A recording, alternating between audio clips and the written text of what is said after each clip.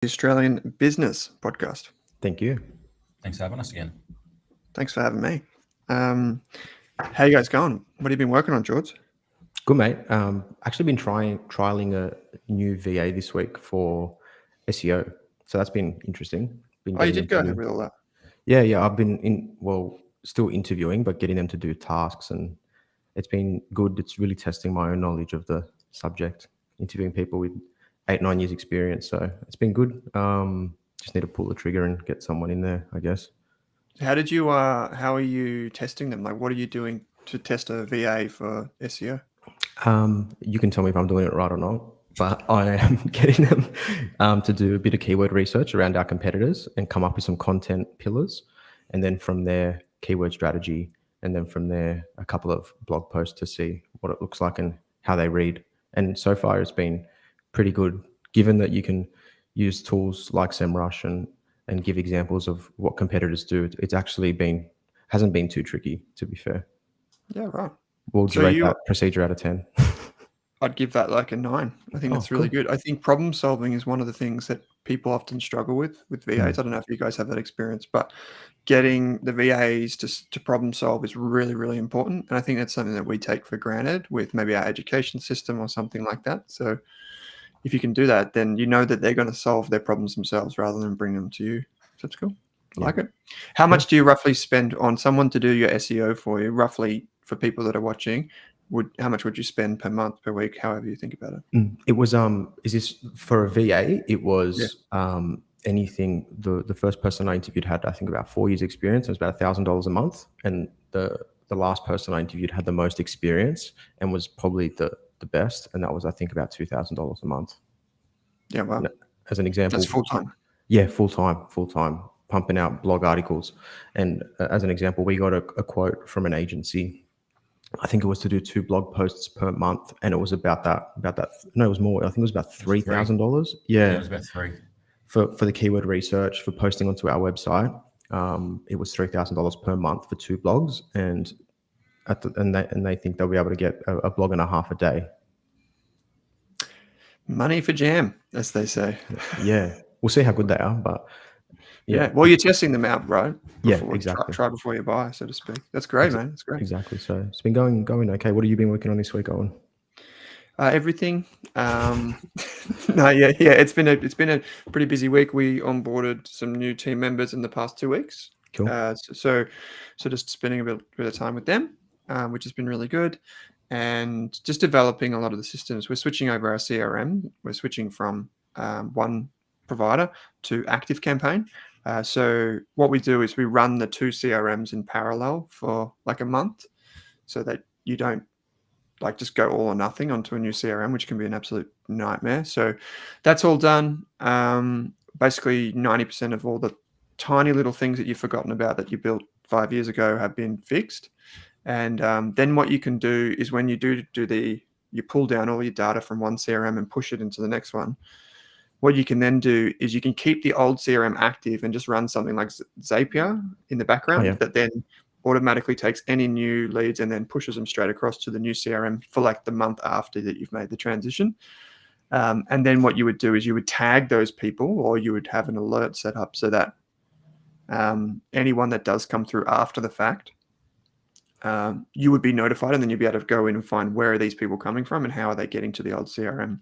So that's what I've been working on. That's just something that I've been doing in the background. And we're actually hiring for a role, an offshore role as well, that would oversee all of that. I know we've spoken about this before off air, but that's something that I'm looking at. And we're telling the guys in the Inflection community the other night how crazy this is.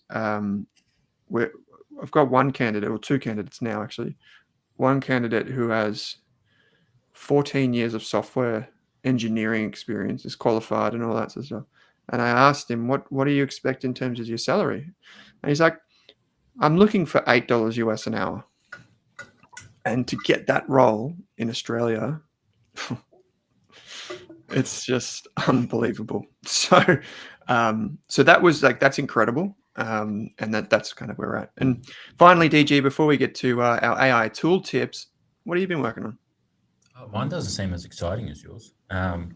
Not much. We're sort of getting to the business end of lodgement for the 23 accounts for a lot of our entities. So there's a bit of planning involved with making sure that everything's done more or less on time. So it's planning out what week, who's doing what, when needs to be get done, when information requests need to go out if necessary, even just so we can hit our deadlines. So it's a bit more of a operation style of things. I have actually been playing with a new function on our workflow software as well, which has been great because we noticed our workflow software was great from like a macro. We could see everything and knew where everything was, but from a short term, like micro, day to day, week to week basis, it probably could have been a bit overwhelming for staff and us as well because it seemed like we had so much to do. So we just found this new function that it had, which is sort of isolated it, made it shorter. We see what everyone's working on right now as we speak. They mark it, they move it, write notes. So just been playing around with that. To be honest, the operations has been taking up a lot of time. Cool. Hey, Marco, I see you in the chat. Go the Blues. That's your words, not mine. So do you guys use Blues being Carlton, Jordan? Yep. I was like, Yep. bit early for State of Origin.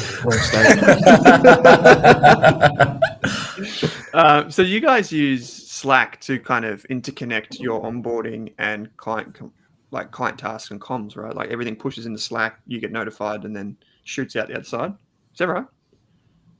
We use Slack for mainly for internal stuff, and yeah, it's pretty much just for internal stuff. And Right. the workflow software we use is Carbon, which is an accounting specific software, and we use that for all the task management for specific job items. So if we have a BAS or a company tax return to do, the checklist on how to do that is in Carbon, and it's like a Kanban board. Yeah, cool. Jeremy saying certainly my state of origin. Well, anyone that's in Victoria and South Australia, Perth, basically everywhere except for just along that higher eastern seaboard there, AFL rules. So what we might do in this podcast, and if you're watching, great, because you get a little bit of an extra special treat. If you're listening to this, you can jump onto the RAS YouTube channel and see it there.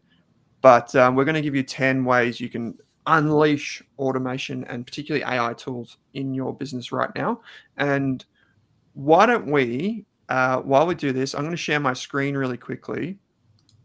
Jordan, one of the things that you said was that you can use AI when we come up with our list. You can use AI to write job descriptions. So why don't you just give me a fictitious job description or even something that you've done recently? And I'm here showing my screen in a Google Doc for everyone that's listening. I'll walk you through it. We've enabled for all of our team members at Inflection, we've enabled every team member to have Google Gemini built in. It's kind of like Microsoft Copilot. So this is tip number one, which is get the AI tool enabled for your organization. That's tip number one. Tip number two is how you can use that. And we're going to give you an example right here by writing a job description. So Jordan, I'm going to click help me write. What are we going to do? Let's just stay on the same example that I did, because this is pretty much how I did my job description for an SEO person. Okay. So help me write a job description for a content writer. Yeah. Google SEO and content writer position. Yep. They'll work directly with the co-founder of Grayspace Advisory. Experience is a requirement, and a degree is a nice to have. Something like that. Maybe we'll just start with a very simple prompt. We'll see if it works, first of all. So this isn't just Google. Sometimes it does spit back an answer that says something to the effect of, we can't help you with that right now. I'm still learning. So let's see what it has. Okay, so here we go. It's come up with a position. It's given job title, department, reports to, summary, responsibilities, qualifications, nice to have, compensation. And this is kind of like nailed it all in one go. So, but we could refine this, and we could say something like make it more formal. And then, so we did this the other day, I think the three of us, we did a job description just like this one, did it in a Google Doc. And then we just downloaded as I don't even know if we downloaded it. I think we just then emailed it straight to the recruiter in the Philippines and be like, here's the job, please find someone. And then within a week, she came back to us with candidates who were amazing, and Bob's your uncle ready to go. Incredible. So there's one way if you're, no matter what business you have, if you're hiring someone, like you could use this and then just post it to, like if you're a tradie, you could post it to, I don't know, Gumtree or Facebook or wherever you get your kind of your staff, whether they're contractors, subbies, whatever. Anyone can use this, right? Yeah. And the good thing is it saves so much time. Like you've spun that up in less than a minute and saved what can be countless hours of time. Daniel, I know you wrote our first JD when we were hiring someone. How long would that have taken? Oh, honestly, all day.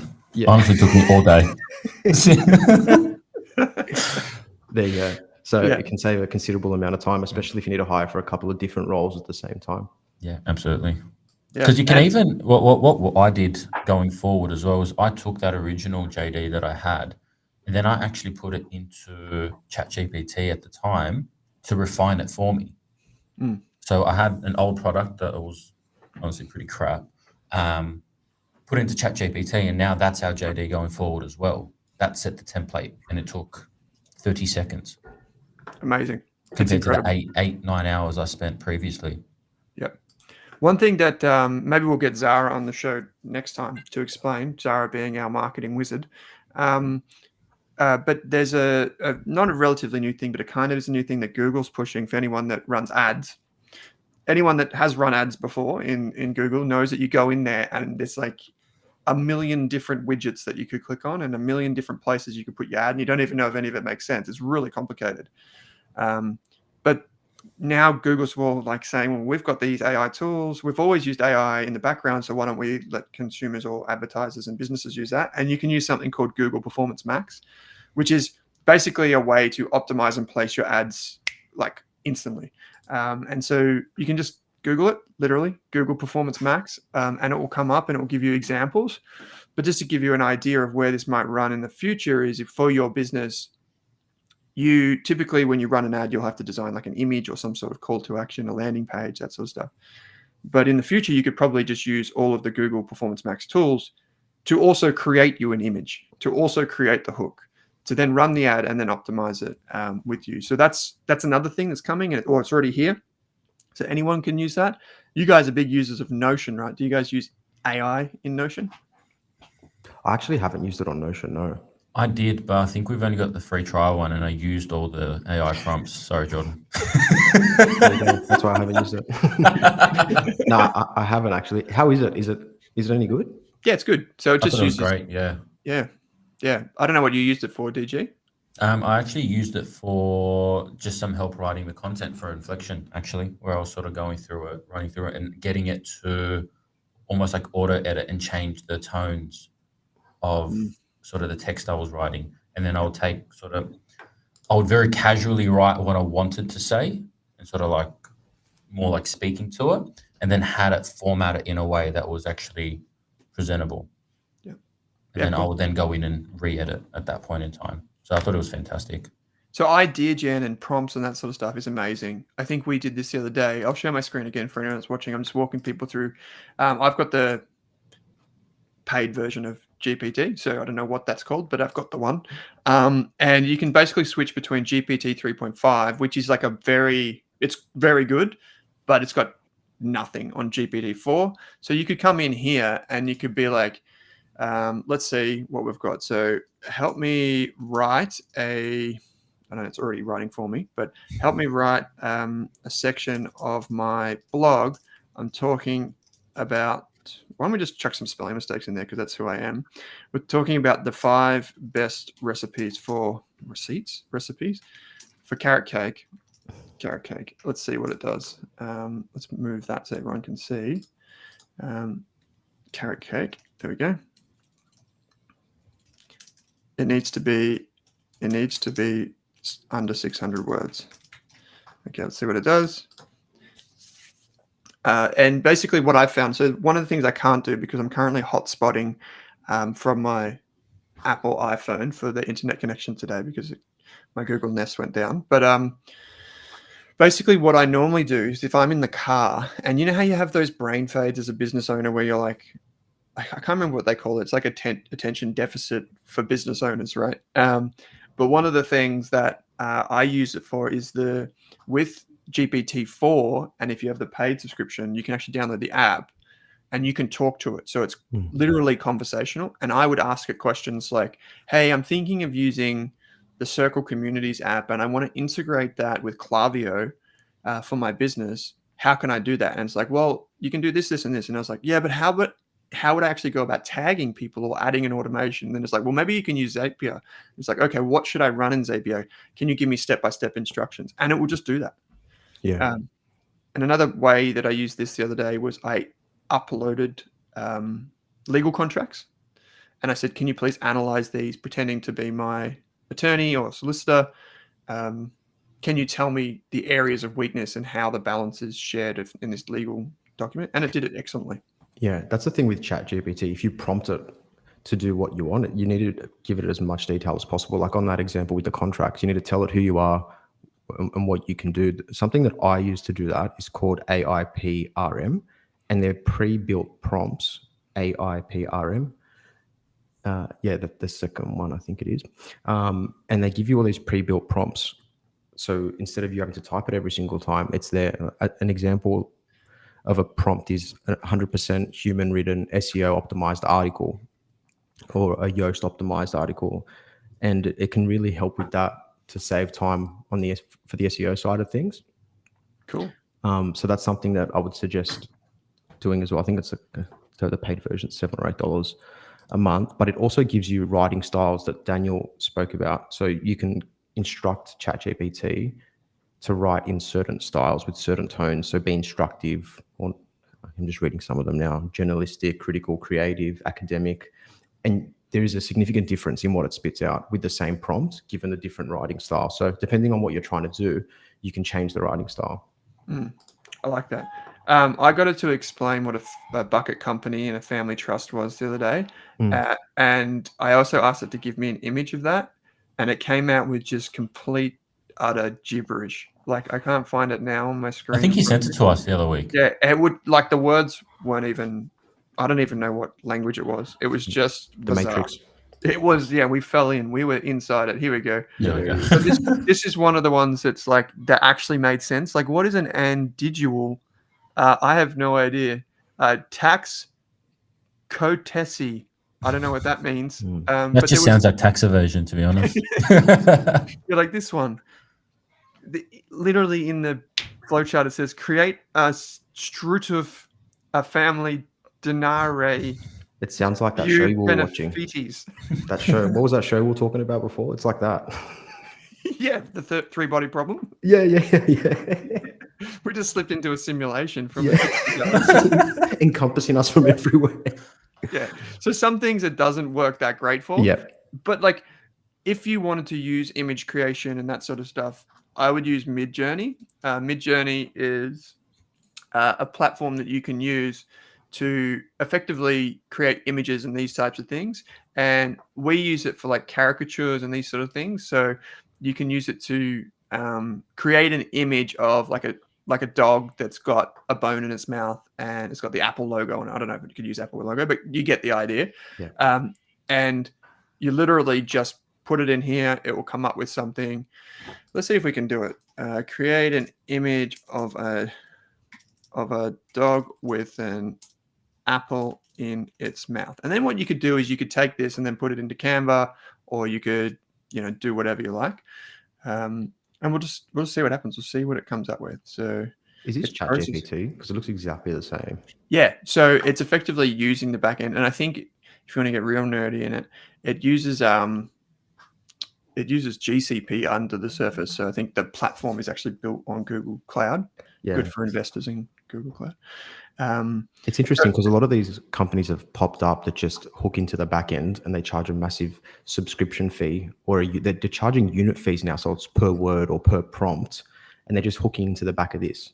Oh yeah, they're just running over the top of the original code, which is like Jasper. I found one called Jasper, I believe it is, and that's used for SEO and writing. But again, like, it's expensive and it's done I think it's per text amount. I'm not too sure, so it can get pricey.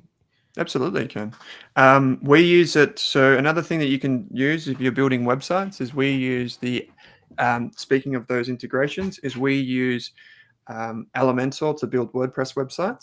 And if you use the AI-enabled feature, it can basically design structure of the page. It can add content to that page. Like say you've got a landing page for a bakery and you specialize in 3 things. You would tell it, put in this part of the page these 3 things that I specialize in, and it would automatically fill all the text in that page, which is really cool. Jeremy has asked a question, re-image creation, any usage rights for public/commercial use? I should check. Yeah, you just want to make sure of that, Jeremy. The big platforms like Meta and Google are now doing things like made with AI to give consumers a heads up. But there's also some real interesting things. I sat on I hosted a panel at South by Southwest on this with some lawyers and academics around AI and creative activities. And basically, it's kind of up in the air at the moment. But a lot of the big platforms, as an interesting use case for business owners, like platforms like Google, YouTube, these types of things, if you try and turn on ads monetization for that, they will use the AI tools to check for copyright infringement, and they will send you an automated notice to say this is an infringement. And I think we're going to see much, much more of that. As for using the output, that's may need to speak to an expert on that one, mate. That's a good question.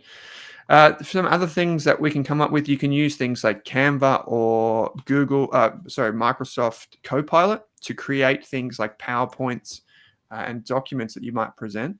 I don't know if either of you guys have used this, but this is a massive time saver. If you want like a 5 PowerPoint slide thing, you just say, I need 5 PowerPoint slides and use our style guide. Done. Like if you've got to make a business presentation or something like that. Yeah, I don't know. cool. I don't know if you guys do many presentations like that, but Not really. they're shaking their head. Another cool thing is for chatbots and these types of things, we use Intercom, but you could use Zendesk. Both of these have the functionality, and they're both 2 leaders in this space. You can use Zendesk or Intercom on your website as a help bot, that thing that appears on the side of the screen. And in the past, what you'd have to do with a lot of that stuff is you would have to have like automation. So you would have to set up like, if this person selects this button, then do that. Nowadays, you can actually just send the AI the URL to your FAQ page or your common questions page, and it will automatically interpret all of those FAQs and then form a response based on that library. Yeah, that's cool. I actually saw, I think it was a targeted ad for an AI, and what it would do, like using us as an example, it would listen to all of our podcasts. So it'll take all of that data, and then it's able to interpret that data, and you can ask questions and it responds as you. And it was very Matrix. That is very creepy. It was odd. Yeah, it was weird. Very weird. creepy. And the way that it did it, it showed an example of someone that used it. It was quite scary because you couldn't tell the difference if it was them talking or if it was a machine. So yeah, freaky. Yeah, it's crazy. We're talking about the 3 body problem off air and just a moment ago. The new Apple TV? I'm going to get this wrong. Is it Apple TV? On Netflix, I think. Netflix series. Yeah. Right. I've been watching a lot of Apple TV lately. Got it in my brain because you guys are going to make the transition as well. But yeah, that is a really interesting kind of like sci-fi technology type show. It's a wonderful show. And we actually had a professor on our Australian Investors podcast last year who specializes in technology. Professor Alan Duffy from Swinburne University in Melbourne. And he has this wonderful series, this Audible series, that you can go and listen to if you're interested in space and all this sort of stuff. And the reason I bring this up is like people have a lot of fears about AI and what it can do to our society and these types of things. But if you think about the 3 body problem, if for anyone that's seen it, spoiler alert, there's aliens. They send some sort of technology to our planet, right? And it's really interesting because in that podcast that we did with Alan and in his podcast, he talks about things like it's almost that there's going to be AI because we're advancing so fast that if another civilization is advanced so fast like this, why wouldn't we just have AIs out there, not ourselves? And if you think about that, it's like a way we're going to go in the future with businesses and these types of things. You're probably going to just interact with one of these things and you're not going to realize. You're just going to run an ad and your ad may be interacting with another AI that's doing your Google buying, something crazy like that. So heaps of fun. Anyway, back on task. So one extra thing that people typically come to us at Inflection for is automation in their back end. So how do you go from getting a lead in Google or Meta or TikTok, or however you do that. And then how do you go from that to then designing a marketing and sales funnel that actually works? We're on ActiveCampaign, but you could use MailChimp, Klaviyo, whatever you use to market and automate your process. You can actually do things like predictive sending. You send at the right time based on the recipient, not on when you want to send it, which is really cool. That uses AI. Another thing is automated AI funnel generation. We were chatting to some people in the community the other night. I don't know if you guys do this for Grayspace, but you can use an onboarding sequence and you can just design that sequence through AI. You can just be like, create an onboarding sequence, done. Do you guys use that? No, we use Google Forms for that. It's still a bit manual.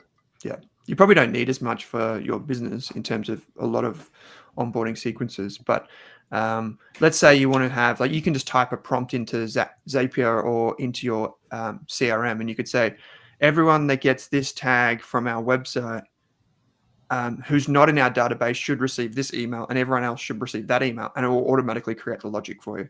Yeah, that's cool. And is that where it organizes like the triggers? And yeah, that's cool. Yeah, it will automatically be like, delay 1 day, we recommend doing this, and then boom. And then all you've got to do is fill in the content. And then when you go into the content for that email, you can be like, create the content based on what's on my website.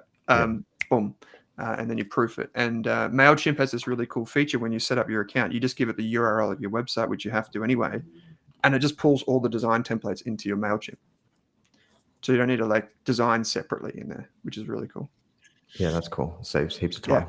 So basically we've talked about content creation, using automation tools, hiring. We've talked about like conversational prompts and getting knowledge, creating images or workflows, creating PowerPoint presentations. What else have we got? We've got chatbots and customer service. We've got automation and data collection and harvesting. We've got basically everything. Yeah, there's probably one we've missed that I think I might throw in there, because we have we've loved it. We use Fireflies because it links in with Teams. Of course. But it transcribes and keeps record of your video chats. So we do a lot of video chats these days with clients. There's a lot of meetings sort of that are occurring, even with our VAs. Everything's recorded and transcribed. So there's a record. It goes into a library. I think it's one of the most powerful tools we've sort of used internally as well. And I think a lot of people can get big benefits from it. Yeah, good one, mate. So that's fireflies.ai. There are alternatives. Yeah. There are like Google has its own one, which I would not recommend if you need to, like, for compliance purposes, because it will come up with gibberish. But the Fireflies AI, you just invite it to your Teams meeting, had their own one as Teams had their own one as well, but it was rubbish. So we just found one that integrated the best with Teams, which is what we sort of use. But I know there's other ones that apply to Google. We've had clients use. So yeah, I think it's been a really powerful tool, especially if you're having conversations that are like a month apart. It's very hard. We've got hundreds of clients and we have hundreds of conversations every week. Unless there's some type of record, and this just saves the note-taking procedure after a meeting. It's all there. It's already built into the library. It's all saved. You've got email record, and it's also literally inbuilt into the Fireflies page, the web page. And sorry, just before you jump in, you just invite Fireflies to your meeting. Is that correct? It's automatically done as well. Yeah. So you link it in so that it's actually invited into every single Teams that's there. And you can, if you don't want to have it, let's say it's a very casual conversation, it's just like how was your weekend? You don't really want a record of it. You can just deny it. So it's a very easy on and off tool, but it's always getting switched on or requested to jump into the meeting. Sweet. Yeah, the interesting thing about Fireflies as well is it summarizes very well. So if you're talking through in a meeting, whatever it may be, and there are action points, and if you mention that there are action points, or you don't even have to mention it sometimes, it'll pick it up automatically, and it gives you a summary of the key talking points, and then action items as well. So it really splits them out. It's cool. really good. I like that. Well, guys, this has been heaps of fun. We've given peeps a lot of stuff in under half an hour, just under half an hour. So thank you, Jeremy, Marco, everyone that joined us live. Quite a few people joined us live. We've launched our new website. Well, it will be launching basically when the audio version of this podcast goes live. Let us know what you think at inflection.au. Thanks to Sophie for being absolutely amazing with design and everything that she does. And if you want to check out more about Inflection and what we do and helping and working with business owners, please go and check it out. We had our first coaching call, meet and greet this week, and we're rolling off 2 every week from now on. It's for business owners only. If you want to get in contact, you can follow the link in the show notes. You can get in contact and book a call with Jordan. And it's just a free call, free strategy call. Just go over some things and determine with you if what you want to achieve is something that we can help you with. If you just take today's podcast as like a showcase of what we're kind of working on, our job is basically to help business owners increase their profits 3, 5, 10x over the next couple of years. And this is super exciting stuff for all of us. So we love doing it. So get in contact with us at inflection.au. There's a lot more positive updates coming. 2 episodes a week here on the Australian Business Podcast. Send us your guest recommendation, send us your questions, all that sort of stuff. We love to have everything from tax to marketing to automation to HR to hiring to firing, whatever. We love hearing from you. So just send in your ideas. If you want to appear on the show even, let us know. Daniel, Jordan, always a pleasure. Thanks for joining me, guys. Likewise. No, thank you.